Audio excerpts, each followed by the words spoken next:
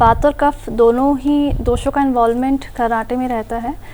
तो ये हमें ये समझना चाहिए कि ये ठीक प्रकार से जब खान पान नहीं है, लाइफस्टाइल नहीं है, या कुछ और फिजिकल प्रॉब्लम्स है, जैसे पॉलिप का इन्वॉल्वमेंट हो गया, टर्मिनेट बढ़े हुए हो गए, या फिर ओबेसिटी कारण है, या फिर उसका पीसीओडी कारण है, अगर ये सब चीज़ है तो भी अल्टीमेटली जाकर वो दोषों को ही इन्वॉल्व करने वाला है।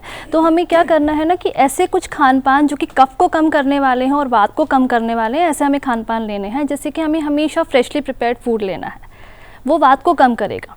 कफ को कम करने के लिए वो फूड जो बहुत ऑयली है, फ्राइड है, जो बहुत रिफाइंड शुगर्स है, जो डेयरी प्रोडक्ट है, जो कफ को सीधे बढ़ाते हैं, उन्हें हम कम करना चाहिए।